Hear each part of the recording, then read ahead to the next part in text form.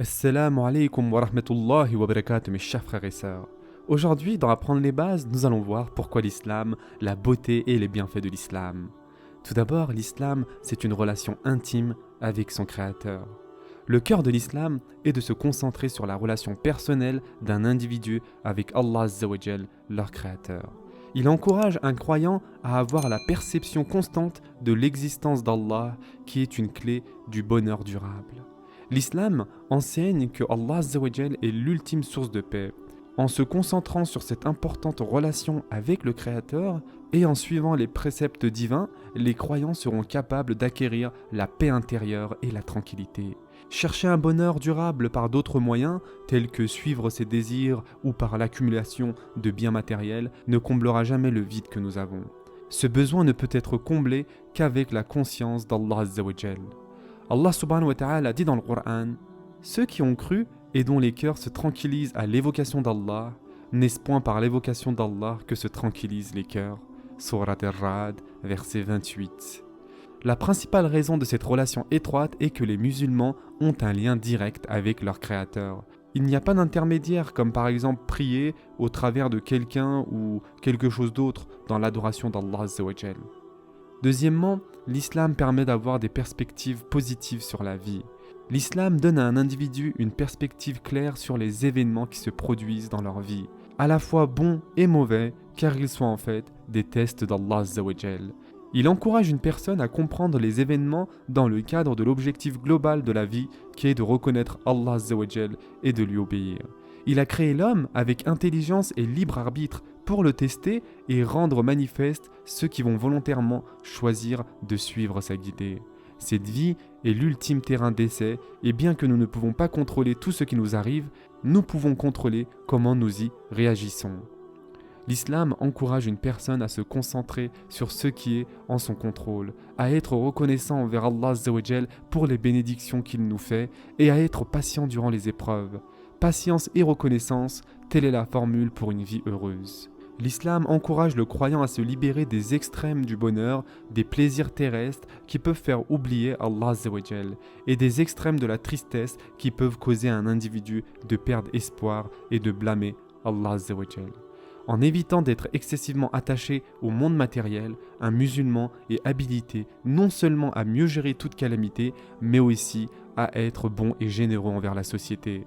Cela conduit alors à une vision plus équilibrée et optimiste de la vie. Troisièmement, l'islam est un concept pur et clair d'Allah Azza wa Jal. Contrairement à d'autres religions, l'islam ne porte pas le nom de son fondateur ou de la communauté qui l'a vu naître.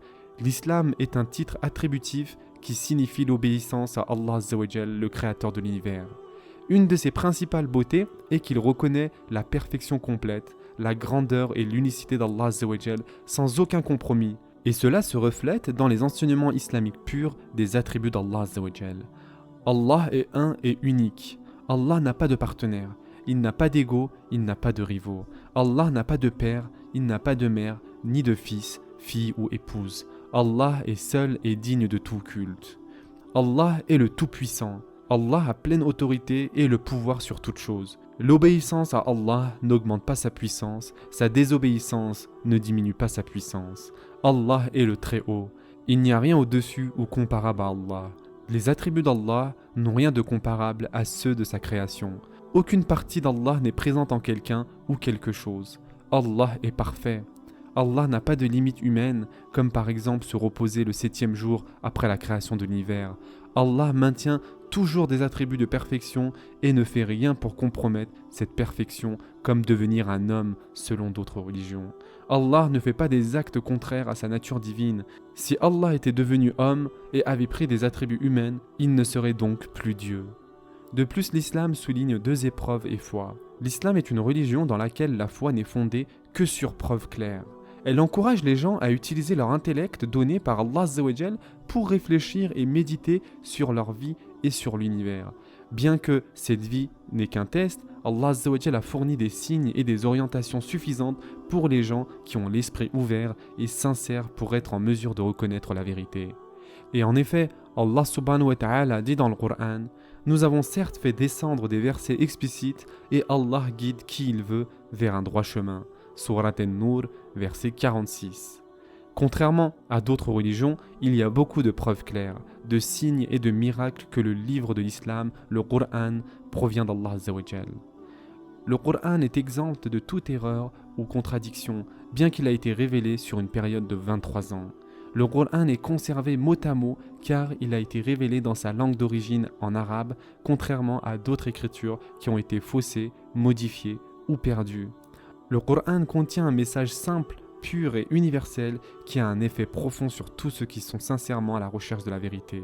Le Coran contient un style unique et inimitable de la langue qui est universellement connu comme le summum de l'éloquence arabe et de beauté linguistique, bien que le Coran a été révélé au prophète Mohammed sallallahu alayhi wa sallam qui était connu pour être illettré. Le Coran contient de nombreux faits scientifiques incroyables qui ont seulement été découverts récemment en dépit d'être révélés il y a plus de 1400 ans. L'explication la plus rationnelle pour les nombreux aspects uniques et miraculeux du Coran est qu'il ne peut provenir que d'Allah Azza wa Jal. Cinquièmement, l'islam est le pardon des péchés. L'islam encourage un équilibre entre l'espoir en la miséricorde d'Allah Azza wa Jal et la crainte de son châtiment, qui sont tous deux requis pour mener une vie positive et humble.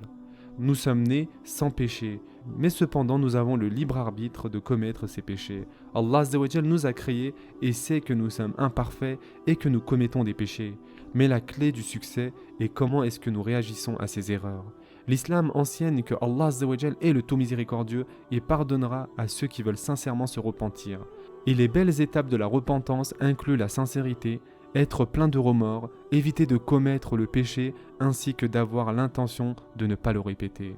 L'islam encourage un processus continu d'autodéveloppement et d'autopurification. Ce processus se déroule directement entre l'individu et Allah Azza wa Jal. Il n'y a aucune nécessité pour les péchés d'être partagés ou avoués à une personne pieuse ou un prêtre par exemple. De plus, Allah subhanahu wa ta'ala dit dans le Coran « Dis, ô mes serviteurs, qui avez commis des excès à votre propre détriment. Ne désespérez pas de la miséricorde d'Allah, car Allah pardonne tous les péchés. Oui, c'est lui le pardonneur, le très miséricordieux. » Surat Az-Zumar, verset 53. Sixièmement, l'islam est la responsabilité et la justice ultime. L'islam enseigne que Allah Azza wa Jal est le plus juste et que chaque personne sera tenue responsable de leurs propres actions au jour du jugement dernier. Chaque personne est responsable car elle a la liberté de choix et d'intelligence pour discerner entre le bien et le mal. Il est d'une nécessité absolue que justice soit faite le jour du jugement dernier où chaque personne sera récompensée ou punie. Sinon la vie serait injuste car tout le monde ne reçoit pas de vraie justice en ce bas monde. L'islam enseigne qu'à terme, nous serons jugés par rapport à la façon dont nous nous sommes acquittés de nos responsabilités et avons exercé notre libre arbitre. Nous serons jugés par Allah Azza wa Jal, l'omniscient et sage, qui sait et voit tout ce que nous faisons. Cela encourage une société plus harmonieuse et donne aux gens la satisfaction sachant que la justice finira toujours par l'emporter. Septièmement, l'islam est un mode de vie pratique et équilibré. L'islam offre le juste équilibre entre la foi et l'action, les deux étant nécessaires à l'établissement d'une vie stable. Il fournit une guidée pour toutes les situations et circonstances. C'est une religion pratique avec des actes concrets d'adoration qui sont connus pour répondre aux besoins spirituels, physiques, psychologiques et sociaux des gens. Des exemples d'actes concrets de vénération qui ont de nombreux avantages, comme les 5 prières quotidiennes, qui enrichit l'âme en satisfaisant le besoin spirituel d'être en contact régulier avec Allah Azza wa Jal, en particulier dans la société frénétique d'aujourd'hui, et ceci rend humble en s'inclinant et se prosternant devant Allah Azza wa Jal. Ceci supprime toutes les barrières, orgueil, racisme entre les croyants qui prient en congrégation. Et cela aide à s'abstenir de commettre des péchés dus au fait que la personne se tient régulièrement devant Allah Azza wa Jal. Parmi ces autres actes concrets de vénération, il y a la charité obligatoire, qui purifie une personne de l'égoïsme, encourage l'empathie envers les pauvres, rappelle l'une des bénédictions d'Allah Azza wa Jal et contribue à réduire la pauvreté. Et enfin, ceci comble le fossé entre les riches et les pauvres. De plus, nous avons le jeûne du mois de Ramadan, qui favorise la croissance spirituelle et la purification de soi, avantage pour la santé scientifiquement prouvée, l'empathie envers ceux et entraîne les gens à avoir l'habitude d'obéir au Créateur.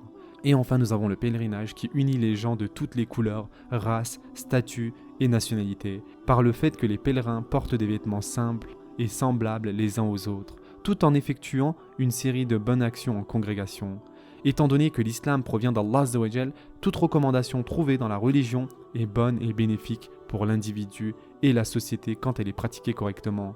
Des exemples coraniques comprennent le concept de l'honnêteté, le pardon, être véridique, la gentillesse avec sa femme, la patience, la justice, la modération, la modestie, la sincérité, le respect envers les parents, la famille et les personnes âgées. Il y a aussi beaucoup de principes dans les enseignements islamiques qui préviennent ou réduisent la plupart des maux individuels et sociaux auxquels est confronté le monde moderne. L'islam est un message universel et intemporel. L'islam a un message qui s'applique à toutes les personnes, en tout temps, depuis la création d'Adam alayhi salam jusqu'au jour du jugement. Il est applicable aujourd'hui comme il l'a toujours été. Et pour conclure, le magnifique et intemporel message de l'islam est le même message de tous les prophètes, y compris Nuh alayhi salam, Ibrahim alayhi salam, Moussa alayhi salam, Isa alayhi salam et Mohammed sallallahu alayhi wa sallam. Ils appelèrent tous leurs communautés respectives à se soumettre au seul vrai Dieu, qui en arabe signifie devenir un musulman. Cette soumission à Allah Azza wa Jal permet de réaliser le but de la vie, en reconnaissant la grandeur d'Allah Azza wa Jal et en adorant sincèrement que lui.